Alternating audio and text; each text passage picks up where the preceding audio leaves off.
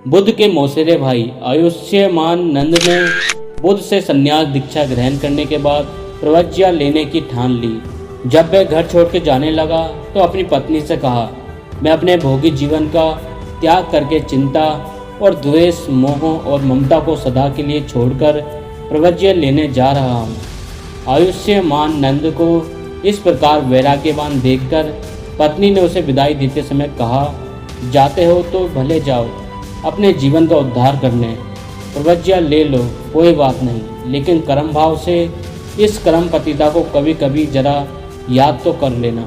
पत्नी ने इतना ही कह दिया, कर्म पतिता को कभी कभी जरा याद कर लेना। बस यही शब्द प्रवज्ञा लेने के बाद आयुष्यमान नंद के मन में कभी कभी गूंजते थे। जब तक एक भी बात मन में गूंजती हो तब तक चित्त की विसाती का मार्ग नहीं मिल सकता है। अतः आयुष्यमान ने अपनी पत्नी के अंतिम शब्द को बुलाने का बहुत प्रयास किया, अनेक प्रयास किया, संयम साधा, लेकिन मन कहाँ मानता है। पत्नी के वही शब्द अभी भी मन में गूंज रहे हैं, कर्म पतिता को कभी कभी जरा याद कर लेना। उसके सारे उपाय व्यर्थ हो गए। अतः उसने अपने एक गुरु भाई भिक्षुक को कह दिया, मुझे घर जाना होगा, मैं इस संन्यास जीवन का परित्याग कर गृहस्थी जीवन में जीऊँगा। उस बुद्धिमान गुरु भाई ने बुद्ध को कहा, आयुष्यमान नंद ऊंचाई का रास्ता छोड़कर प्रतीत प्रवाह की तरफ जा रहा है, सरकने वाले संसार सुख की ओर जा रहा है। जिसने हजारों हजारों जन्म तक भोग भोगे थे, बनते उसे बचाने की करुणा हो। करुणावान हृदय ने स्वीकृति दी। बुद्ध ने आयुष्यमान नंद को बुलाकर पूछा, तुम घर जाना चाहते हो, क्या करना है?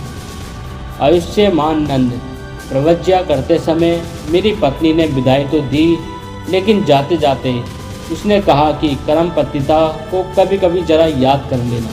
यह करुणापूर्वक शब्द यदा कथा मेरे कानों में गूंजते रहते हैं। बनते मुझे उसकी याद आती है, याद उसकी और वेश भिक्षुक का मुझे अच्छा नहीं लगता है। घर में रहकर भजन करूँगा।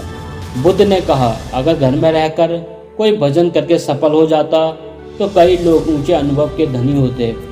कोई कोई अवतारी पुरुष घर में रहते हुए दिखते हैं, लेकिन वह घर में नहीं, ईश्वर में रहते हैं। ऐसा कोई महापुरुष ही संसार में रहते हुए संसारी वातावरण से अप्रभावित रह सकता है। बाकी साधक को तो साधना के लिए विषय विकारों में गिराने वाला वातावरण नहीं, बल्कि विषय विकारों से बचाने वाला साधु संतों का संग, एकांत एवं ध्यान भजन का वातावरण ही चाहिए। आयुष्यमान नंद ने खुले हृदय से कहा, मैं प्रवज्ञा के नियम नहीं निभा सकता, मुझे उसकी याद आती है। त्याग कर आए विषय भोग, पत्नी और घर, फिर उधर जाते हो। तुम दमन किया हुआ विषय अब चाटने हेतु जाना चाहते हो, कैसी चोट मार दी। आयुष्यमान बनते मैं दखाखोर जीवन नहीं चाहता, उसकी याद आती है। बुद्ध, ठीक है, मेरे साथ चलो। बुद्ध ले गए आयुष्यमान नंद को एकांत में और उन्होंने उसे ध्यान करने को कहा। ध्यान के दरमियान बुद्ध ने अपनी योग शक्ति का उपयोग करके तवातीस लोक में उसकी यात्रा कर दी। तवातीस लोक में वह क्या देखता है कि वहाँ अजब की सुंदरियाँ हैं। अप्सराओं का सौंदर्य तो वह देखता ही रह गया। बुद्ध ने पूछा, क्या इनका सौंदर्य और तुम्हारी पत्नी का सौंदर्य बराबर का है? आयुष्यमान, नहीं नहीं बनते, क्या कहते हैं? इन अप्सराओं के रूप, लावण्य और सुंदरता के आगे मेरी पत्नी का चेहरा भी बद्धा लगता है। क्या सौंदर्य का अंबार है। इनके पैरों के नाखून कितने चमकीले हैं। इनके पैर देखता हूँ तो कितने सुंदर, सुहावने और आकर्षण हैं कि सौंदर्य के प्रसाधनों का उपयोग करके मेरी पत्नी शादी के दिनों में जो दुल्हन बनकर दिखती थी, उसका मुखमंडल भी इनके पैरों के आगे कोई मायने नहीं रखता है, अति तुच्छ दिखता है। बनते यह मैं क्या देख रहा हूँ? बुद्ध, आयुष्यमान, मैं तुझे यह अप्सराएं प्राप्त करा सकता हूँ। आयुष्यमान, बनते मैं आपकी सभी बातें मानूंगा, सभी शर्तें मानूंगा, बस मुझे यह मिल जाए। बुद्ध, चलो अब हम अपने लोक में चलते हैं। बुद्ध उसके चित्त को भूलोक में ले आए। उन्होंने उसके सामने यह शर्त रखी, तू केवल 1 वर्ष के लिए ब्रह्मचर्य का पालन कर, तेरे चित्त में जिस किसी भी विषय के प्रति आकर्षण पैदा हो उसको हटाते जाना और विश्रांति पाते जाना। बुद्ध ने कुछ प्रयोग बताए और आयुष्यमान नंद उन प्रयोगों के अनुसार बड़ी ईमानदारी और तत्परता से साधना में लग गए। उसने अपने खान पान में संयम किया, लोगों से मिलने जुलने में सावधानी बरती और ब्रह्मचर्य का सख्ती से पालन किया। ब्रह्मचर्य पालन से बुद्धि सूक्ष्म और तेजस्वी होती है, प्रज्ञा निखरती है, शरीर में ओज तेज का विकास होता है, इससे व्यक्तित्व निर्भीक बनता है। ब्रह्मचर्य सारी सफलताओं की महान कुंजी है। हमारे खान पान से शरीर में जो सप्त धातुएं बनती हैं उनमें वीर्य एक धातु है। अगर इसका संयम किया जाए तो यह ओज में परिणत हो जाता है, जिसके प्रभाव से एक गुप्त नाड़ी जागृत होती है।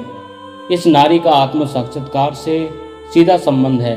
श्री रामकृष्ण परमहंस ने भी यही बात कही है।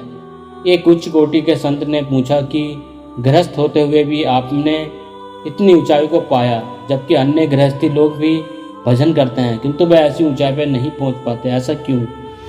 गृहस्थी लोग भजन करते हैं तो भजन करने से जो ऊर्जा, तेजो बले या जो योग्यता बनती है उसे वे विषय विकारों को भोगने में खत्म कर देते हैं। लेकिन मैं शादीशुदा होते हुए भी शक्ति का हार्स नहीं होने देता हूँ। मैं गृहस्थ दिखता हूँ, गृहस्थी के व्यवहार करता हूँ, लेकिन विकारी जीवन नहीं जीता। मैं बाजार से गुजरता हूँ लेकिन खरीदार बनकर नहीं। रामकृष्ण ठाकुर ऐसे ही थे, तभी तो भगवान रामकृष्ण होकर पूजे जा रहे हैं। ऐसा कोई पुरुष बिरला ही होता है। आयुष्यमान नंद, क्या खाना, कब खाना, कितना खाना, कैसे खाना, यह सब विवेकपूर्वक विचार कर खाते पीते। अब वह स्वाद का गुलाम नहीं रहा। 15 दिन में एक बार कड़ा उपवास करता, जिससे वीर्य ओज के रूप में परिणत हो जाए। उसने 1 वर्ष तक ब्रह्मचर्य का पालन करने का दृढ़ संकल्प लिया था, ताकि बाद में 500 अप्सरा उस भोग में मिलेंगी और ऊंचे लोक में रहने को मिलेगा। शुरुआत तो हुई थी भोग की लालच से। भोग की लालच से ही सही उसने खूब संयम किया, ब्रह्मचर्य पालन किया।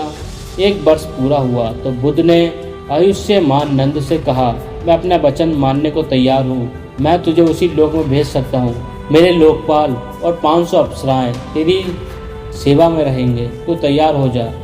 आयुष्यमान नंद फूट फूट कर रोया कि भंते, भोग में सामर्थ्य का श्रेय होता है, जबकि योग में सामर्थ्य बढ़ता है। भोग में शांति अशांति के रूप में बदलती है, जबकि योग में शांति महाशांति का द्वार खोलती है।